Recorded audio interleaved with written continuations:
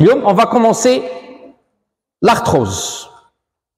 Et on va voir la différence entre l'arthrose et l'arthrite. L'arthrose et l'arthrite. Première définition, c'est que l'arthrose est une altération non infectieuse chronique de l'articulation.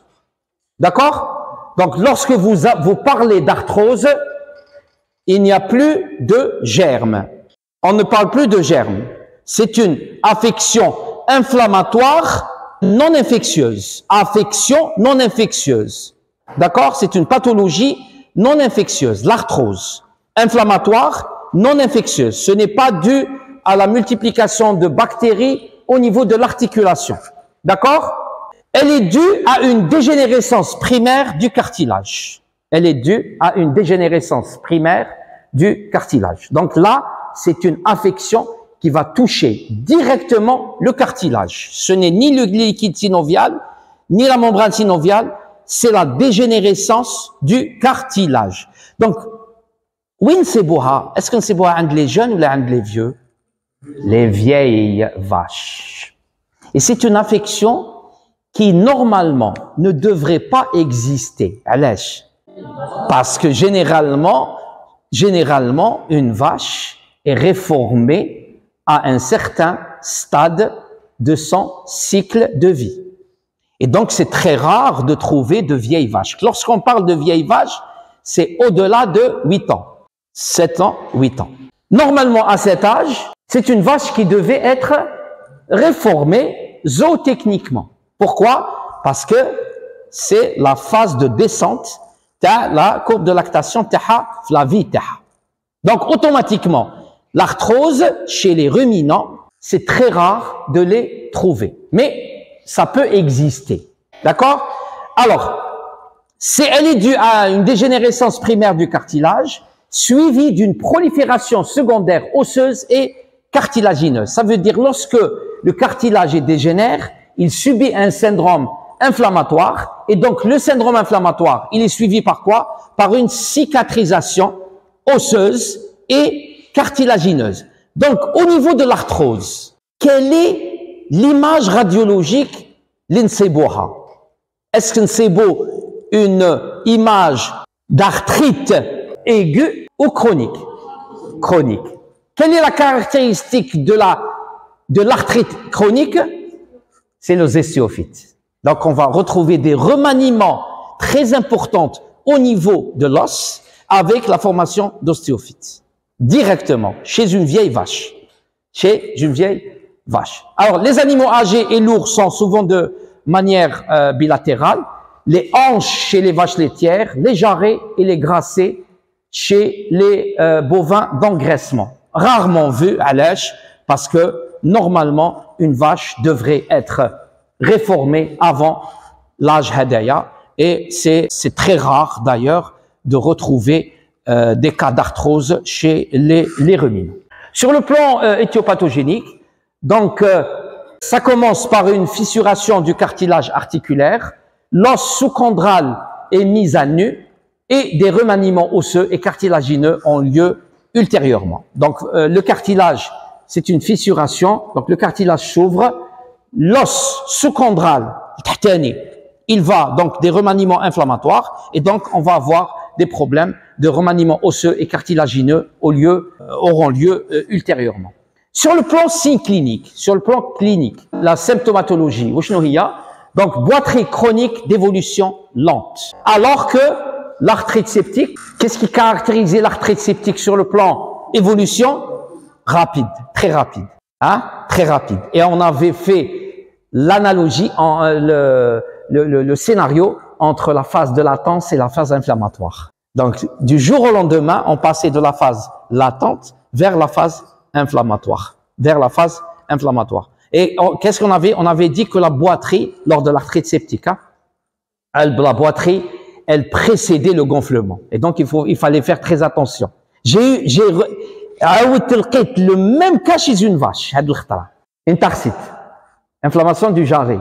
Et avant, elle présentait déjà une boiterie au stade 2, classe 2. Ah,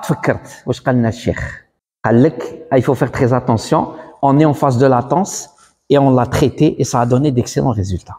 Ou l'éleveur, c'est pas l'éleveur qui a sonné l'alarme, hein. C'est au cours de notre visite à l'élevage qu'on a découvert l'osmoa d'ailleurs. D'accord? Donc il faut faire très attention. L'évolution dans le cas d'arthrose, elle est très lente. Et donc, évolution chronique d'évolution lente. Parfois avec une perte d'état. Donc, qu'est-ce qui caractérise l'arthrose? C'est la boiterie chronique, très lente, avec une perte de poids. Ça veut dire que vous allez retrouver des animaux cachectiques, maigres et cachectiques. Alors, c'est dû à quoi cette maigreur? Elle a du mal à se déplacer. Et donc, si elle a du mal à se déplacer, elle va pas s'alimenter. Et donc, automatiquement, il y a une baisse de la prise alimentaire. À la langue, plus c'est chronique, on va voir des vaches maigres, des vaches qui sont en état de dépréciation au niveau de leur poids. Avec des signes de douleur. Alors, les signes de douleur, oui, c'est bon la boiterie, ou là, c'est bon aussi lorsque les vaches se couchent après une épisode d'être debout. Donc, elle est debout, elle a des gémissements. Là, il faut faire très attention. Parce que les gémissements, ils peuvent vous désorienter vers un problème digestif. On a l'impression que elle gémit. Et donc, les gémissements, ils le digestif surtout, chez les ruminants, c'est ça. Parce que, qu'on le veuille ou non, un ruminant, c'est le digestif. D'accord? Et donc, on traite à partir de aqal. Elle a des douleurs, c'est des coliques, elle a des douleurs au niveau du rumen, et on va traiter de sorte, des ontalgiques, des spasmolytiques, alors que le problème, il est ailleurs. Il est d'origine arthrologique. D'accord? Donc, c'est les articulations. OK? Donc, les signes de douleur, les animaux sont en général maigres. Donc, perte de poids. Donc, qu'est-ce qu'il faut retenir sur les signes? Boiterie d'évolution chronique, lente, les arthrites. Les animaux sont âgés. Donc, c'est très rare de retrouver une arthrose chez un jeune bovin ou une vache en début d'évolution taha, donc chez les jeunes bovins, d'accord? Les signes de douleur, est-ce qu'il y a une inflammation au niveau des articulations? Ça se peut. Les ostéophytes. Alors, les ostéophytes, ils mettent des inflammations. Yajma. Le gonflement, il était dû à quoi? L'arthrite septique. Le gonflement, il était dû à quoi? Liquide inflammatoire. Donc, l'extravasation plasmatique.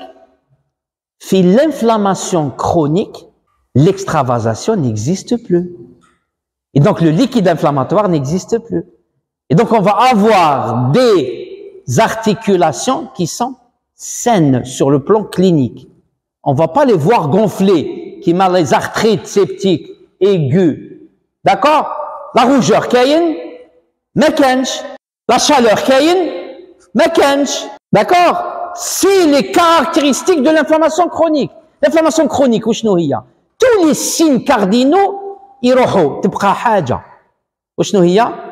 La douleur. Et qui est due à quoi? Au remaniement de l'os. Elle n'est pas due à la compression du liquide synovial. Et donc là, les récepteurs, les nocirécepteurs, les récepteurs à la douleur. L'arthrite septique, il y a un gonflement très important. Et donc une surpression de l'articulation. D'accord? Non. C'est les remaniements de l'os. D'accord? Les douleurs sont plus importantes parce que c'est l'os qui est touché. Ok? Et c'est des animaux généralement où toujours par terre. C'est très rare de trouver un animal atteint d'arthrose waqf. Toujours ok? Il a des difficultés pour se relever. Il peut pas. Ok? C'est sur le plan signe clinique. S'accompagne d'amyotrophie et une crépitation de l'articulation et audible à la palpation et la mobilisation. Donc, qu'est-ce qui caractérise aussi? C'est que lorsque vous faites une manipulation au niveau de l'articulation,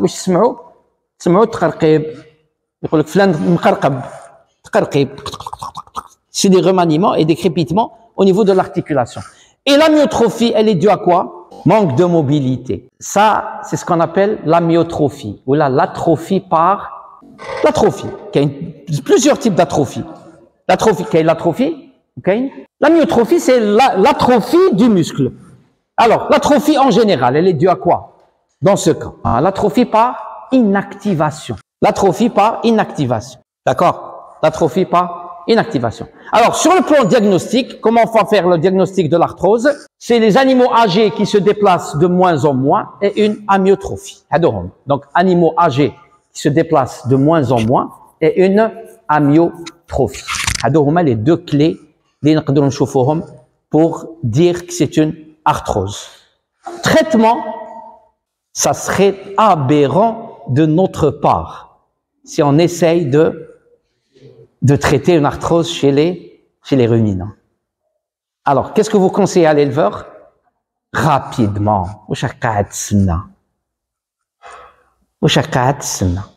Donc, conseillez l'abattage. Ne donnez ni antalgique, ni anti-inflammatoire, ni rien du tout. D'accord? Et c'est pour cette raison que même nous, on ne le traitement de la arthrose. Ok? Très bien.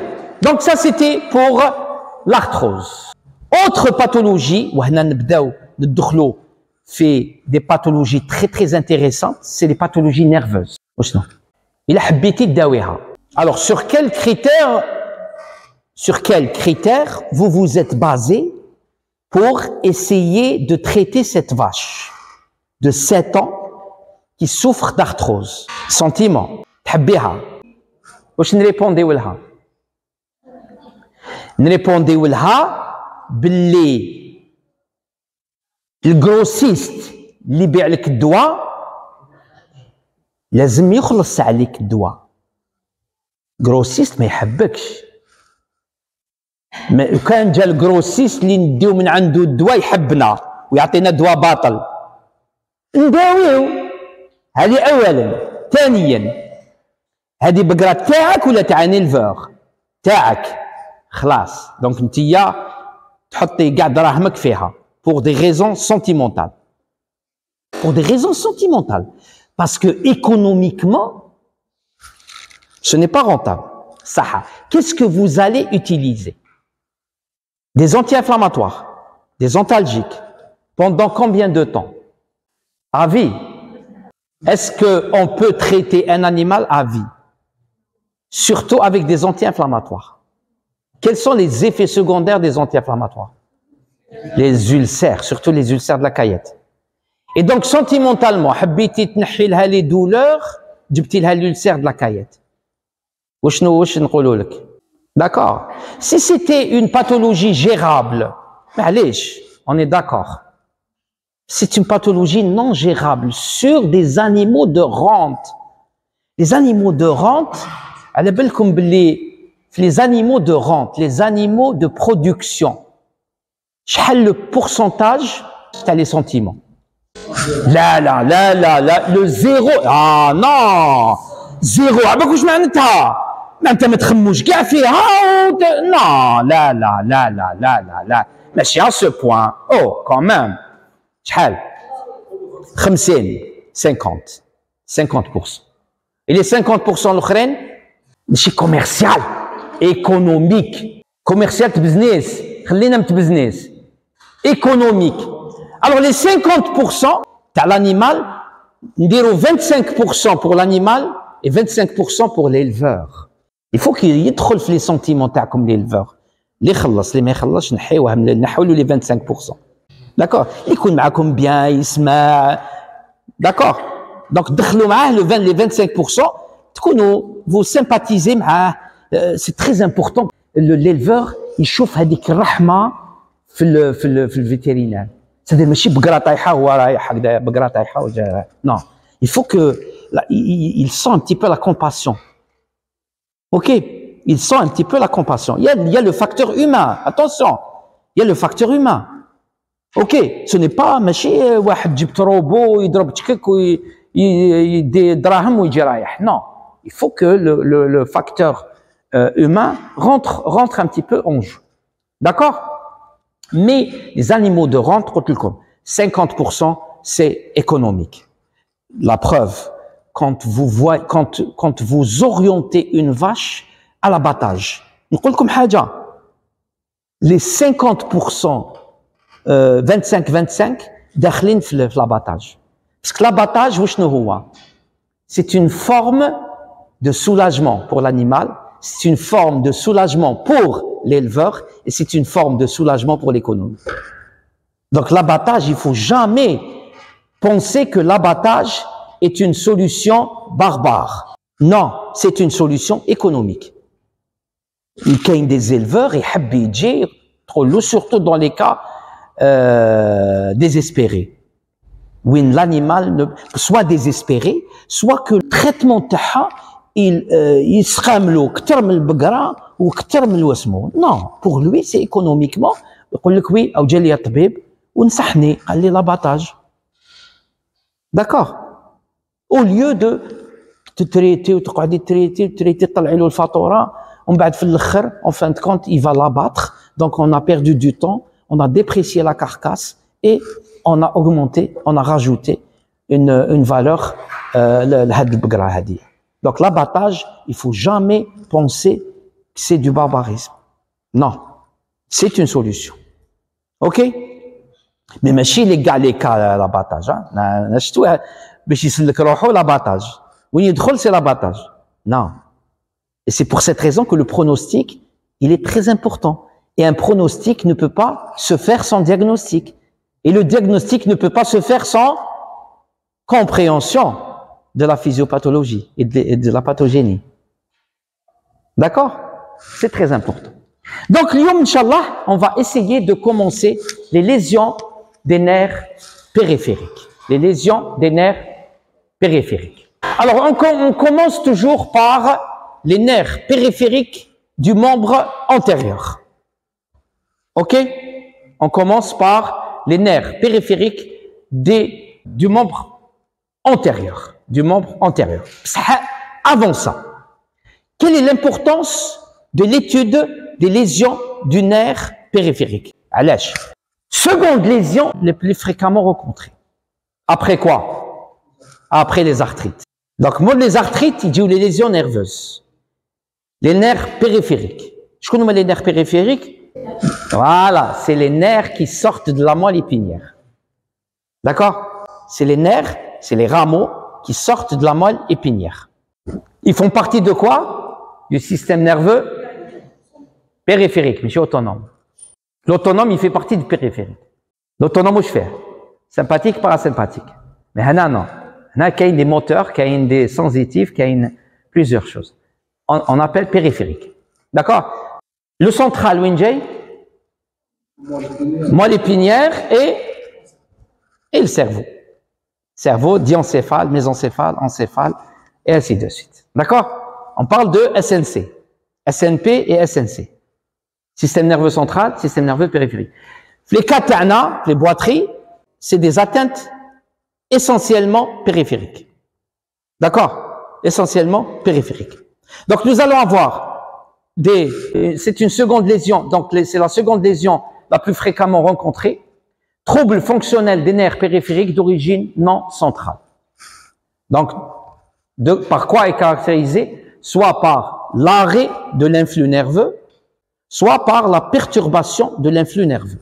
Alors, fréquemment associé à un traumatisme d'origine mécanique. Et c'est pour cette raison que, le chapitre des boiteries, vous allez voir que certains des images qu'on va voir, surtout pour le postérieur, on peut faire l'amalgame entre les pathologies podales et les pathologies nerveuses. Et c'est pour cette raison que nous dans ce qu'on appellera par la suite le syndrome de la vache couchée. Ce sont des traumatismes généralement qui se déroulent lors du veulage.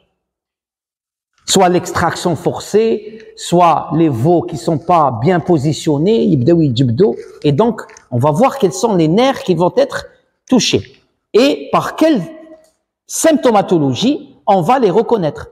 Donc, attention, attention, attention pour les gens qui pensent directement après un velage. Une vache ne peut pas se relever, ils rajoutent directement le calcium. D'accord? Vous allez voir qu'il y a beaucoup de pathologies nerveuses et on va voir par la suite les luxations et qui donnent le même tableau clinique. C'est des vaches à terre, c'est des vaches couchées. Mais ce n'est pas du calcium. Donc, dire calcium à la rohak. Ok? Ça va pas se régler. Donc, quel est un autre problème qui peut engendrer ce type de boiterie par lésion du nerf périphérique? C'est les injections. C'est les injections. D'accord? Ok? Un docteur, l'Israël, le même problème, un agneau. Donc, il a fait l'injection là. 24 heures après, l'éleveur a dit l'agneau c'est une lésion nerveuse suite à l'injection parce qu'il a utilisé des aiguilles kbar. Il a utilisé des aiguilles kbar de l'agneau. Alors que chez l'agneau, c'est sous-cutané en intramusculaire. Il faut faire très attention. Il a provoqué, il a provoqué une lésion du nerf radial. Une lésion du nerf radial. Donc, faites attention. C'est pour cette raison que lorsque vous faites, les rameaux du plexus brachial, il peut se tromper. Le rameau du plexus brachial. Le rameau du plexus brachial. شوفوا وين جاي هذه سي كوا سكابولا لا لي زانجيكسيون وين نديروهم ماشي نديروهم هنايا في لونكولور علاش هذا نقول لكم il faut jamais se rapprocher du scapula faut s'éloigner du scapula c'est le milieu de l'encolure donc imagine t'injecter لهنا وتطيح directement فيه هاو le nerf radial d'accord donc les injections ردوا بالكم c'est un moyen qui peut entraîner des problèmes de lésions nerveuses périphériques. Donc, des problèmes d'injection, des difficultés au velage, des difficultés au velage. Hein? Au velage, c'est surtout, on va les voir le postérieur. On va les voir le postérieur. On peut aussi les rencontrer lors d'un décubitus prolongé.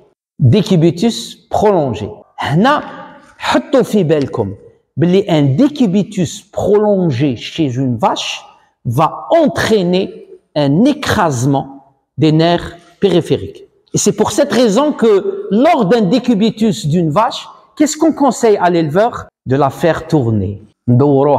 Gauche, droite, il essaye de la soulever par un panneau, de la laisser هكذا. هما يقول لك باش تمشي فيها الدم. mais حنا على بالنا علاش باش يمشي فيها l'influx nerveux ماشي الدم. Parce que الدم يمشي. L'écrasement, il peut intéresser les nerfs. Et lorsque ces écrasements entraînent une dégénérescence du nerf, c'est un décubitus irréversible. D'accord? C'est des décubitus irréversibles. Donc, décubitus prolongé et traction sur les veaux. Alors, هنا علاش درت لكم difficulté au velage ou une traction sur les veaux. C'est pas une répétition, hein, ça aide. Voilà. C'est le veau. D'accord? Des fois, tellement on tire, surtout sur le membre antérieur, on peut avoir des lésions du plexus brachial. Lorsqu'il s'agit de présentation postérieure. Lorsqu'on tire sur le postérieur, un écrasement des nerfs sciatique, tibial, et ainsi de suite. On va les voir par la suite. Donc, les différents points qui peuvent entraîner des problèmes de lésions nerveuses périphériques. Donc, plus rarement, abcès périnerveux et des tumeurs. Donc, hadoma, ce sont des affections très rares. Donc, les plus importantes, c'est surtout traumatiques. Traumatiques, soit par injection, soit par extraction forcée, soit des difficultés de velage, soit par un décubitus prolongé. Plus rare, on peut avoir des abcès périnerveux ou des tumeurs. Tumeurs périnerveuses. D'accord? Qui donnent les boiteries. Alors, elle rentre dans le diagnostic de la vache couchée, qui m'a dit, grande confusion avec l'hypocalcémie et l'hypokaliémie. L'hypokaliémie est une pathologie méconnue chez les vétérinaires. علاش حنا نسمعوا غير بالhypocalcémie ou l'hypokaliémie, mais elle est due à quoi? واش هي l'hypokaliémie? Kaliémie c'est quoi? واش اللي يخلي البوتاسيوم ينقص في الدم؟ نديرو perfusion صحيت. هذا c'est le premier cas. C'est ce qu'on appelle l'hémodilution suite à la perfusion. Et c'est pour cette raison que je vous ai toujours dit de rajouter du potassium dans un liquide d'entretien. Je fais tout. Les vidéos de l'hydratation. D'accord? Ça, c'est ce qu'on appelle l'hypokaliémie de dilution. On dilue le potassium déjà existant. On le dilue. C'est le premier cas. Deuxième cas, c'est possible.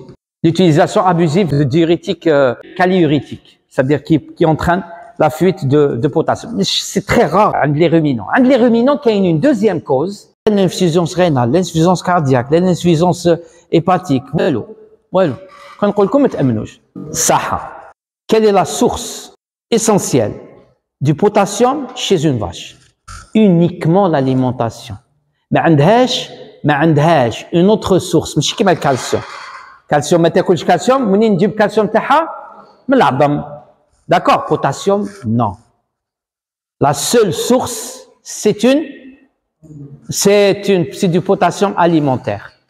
Et donc, tenez-vous bien, une anorexie de 3 jours fait tomber l'animal dans l'hypokaliémie. C'est pour cette raison que quand vous avez une anorexie prolongée, pensez toujours à rajouter du potassium par voie orale. D'accord? Les signes de l'hypokaliémie, c'est une vache couchée à terre, mais elle a un signe, je ne sais pas le terme hada, mais je vais l'utiliser, pathognomonique.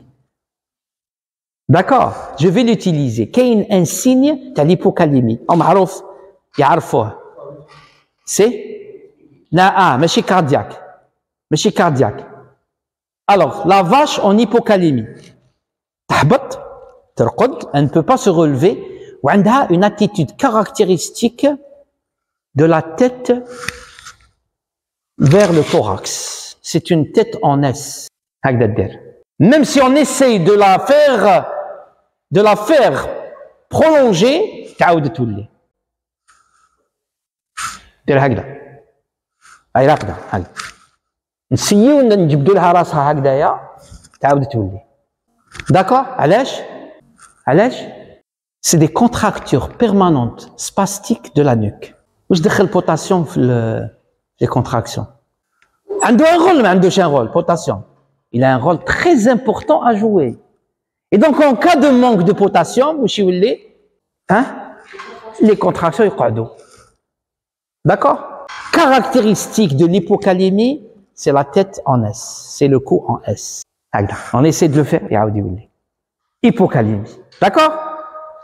Faites attention. Imaginons ce type d'attitude en postpartum. Autrement l'hypocalcémie. Alors que c'est une hypokaliémie. Et vous allez traiter avec du calcium qui va rien faire. D'accord? Donc, toujours l'hypokaliémie à penser surtout en cas de cou en S. D'accord?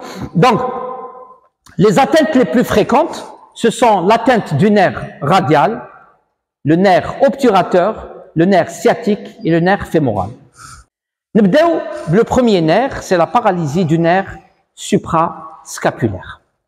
Où est le nerf suprascapulaire? Le nerf suprascapulaire, où est membre antérieur. Où est le nerf suprascapulaire? Il fait partie de ce qu'on appelle le plexus brachial. Plexus brachial. Le nerf suprascapulaire. D'accord? Le nerf suprascapulaire. Ok? Il خرج من C6, C7. C6, C7. D'accord? Le nerf suprascapulaire. Le rôle du nerf suprascapulaire, innervation de l'épaule. D'accord? Les deux muscles supra-épineux et infra-épineux. Donc, on le voit là, c'est le suprascapulaire. C6, C7. C6, C7. Ok? Donc le rôle de ce nerf, c'est quoi? C'est l'innervation des supra et infra-épineux, ce sont les muscles. Et le rôle le plus important de ce nerf, c'est quoi? C'est l'extension de l'articulation de l'épaule.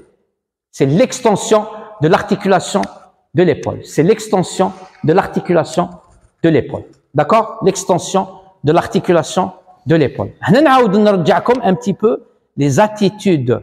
Alors, نشوفكم est-ce que راكم شايفين ولا لا؟ هذه وش يسموها؟ Alors, abduction ou adduction? Abduction.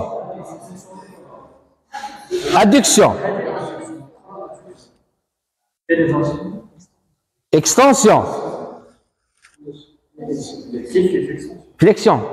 Flexion. Extension, extension. Non, extension. Circumcision. Donc, نعاودو.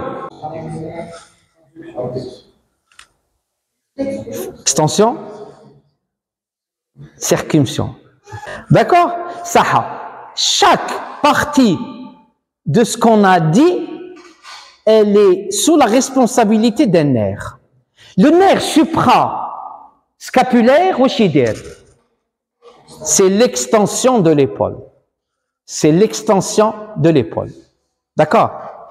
Ou l'extension de l'épaule, l'animal, il en a besoin pour quoi? Pour marcher. Alors, en cas d'une atteinte du suprascapulaire, quel est le signe qu'on va voir? L'amplitude du mouvement تنقص. يولي هكذا يمشي هكذا. ما تنساوش. Elle peut être unilatérale ou la bilatérale. Quand est-ce qu'on peut avoir une bilatéralité? Traction sur le veau, les deux membres. Et donc, au passage du bassin, les deux. D'accord? Généralement, c'est unilatéral.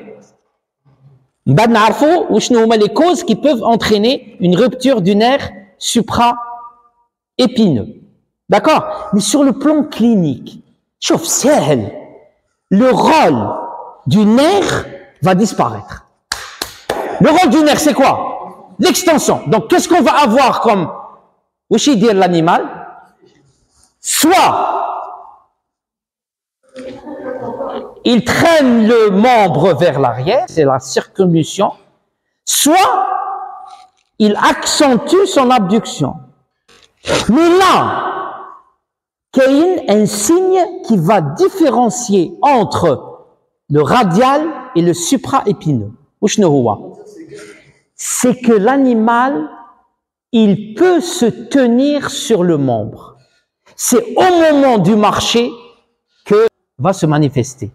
D'accord? Ça veut dire que l'animal ta'na, même s'il est atteint d'une paralysie du nerf supraépineux, au moment de la station, il est comme ça. Mais on va voir que même au moment de la station, il a une attitude. Donc, mais ce qui est sûr, c'est que il peut tenir le poids terreau sur le membre. D'accord? Sur le membre. La station debout, كيفاش نعرفوا باللي عندنا un problème du nerf supraépineux? On a l'impression que l'épaule est tombée. يدير هكذا. On a l'impression que l'épaule est tombée. خلاص. Il ne retient plus son épaule. يطيح. Mais quand même, lorsqu'il est en position debout, il fait le geste de se tenir sur le membre atteint. C'est au moment de marcher qu'il ne peut plus. Il carcaffe le membre تاعو. D'accord? Donc, نعاودو. On a une suspicion d'une paralysie du nerf supraépineux. Comment on va faire? Aux stations debout, l'animal peut se tenir le corps terreau sur le membre, avec une épaule tombée. Au moment de marcher, il traîne la patte, il traîne le membre sur la partie dorsale. D'accord? Donc, il dit dès qu'il s'arrête, il peut s'appuyer. Chose qu'on va pas retrouver lorsqu'on va faire le nerf radial. Le nerf radial, même qui en position debout, en position statique, il relève son membre. Il peut pas se tenir. Donc, les signes cliniques, abaissement de l'épaule, à l'appui, une abduction du membre qui reste fléchi au repos. L'appui peut être supprimé. L'atrophie musculaire d'évolution lente. Et l'atrophie musculaire, elle est due à quoi? C'est une atrophie d'inactivation. Le membre تاعو. Si on fait pas le diagnostic précis et on commence pas le traitement, ça évolue vers une atrophie d'inactivation. Une atrophie d'inactivation. Donc, généralement, il est dû à quoi? Il est dû à un traumatisme de la région de l'épaule. Alors, le traumatisme de la région de l'épaule, soit une injection, oui, une injection, traction forcée sur un veau, un animal qui est coincé au niveau du couloir ou d'un travail ou d'un cornadi. تعرفوا الكورنادي وشنو هو؟ هذا هو الكورنادي. Donc des fois, surtout lorsqu'il s'agit d'animaux boulimiques, ils sont tellement osmo, واش دير؟ Non seulement تدخل راسها بزاف تدخل membre, la nourriture. Et donc là, qu'est-ce qu'elle va faire? Elle va être coincée la tête et l'épaule. En essayant de se retirer, des fois, elle essaie de se retirer, des fois c'est l'éleveur. عليها بالضرب. ولي واو هي تسيي ما تقدرش ومن بعد السنه جبدو حتى يجيب لو مومبر عنده. ومن بعد يعيط للطبيب. الطبيب واش يقول له؟ ما يعرفش لي ليزيون نيرفوز الطبيب. واش يعرف؟ لونتورس، لوكساسيون اي فراكتور. صح ولا لا؟ مي très rarement وين نخمو في لي ليزيون نيرفوز. وكأنه l'animal ما عندوش لي نيرف. D'accord? Donc, ayez toujours à l'esprit que les lésions nerveuses périphériques peuvent exister chez les bovins. En attendant, ce bgra, c'est le digestif. Donc, c'est le qu'on a dit. Ok? Alors, le pronostic peut être bon. Vous voyez que c'est pas une pathologie à condition de commencer le traitement très rapidement. Très rapidement. Donc, pas de traitement spécifique.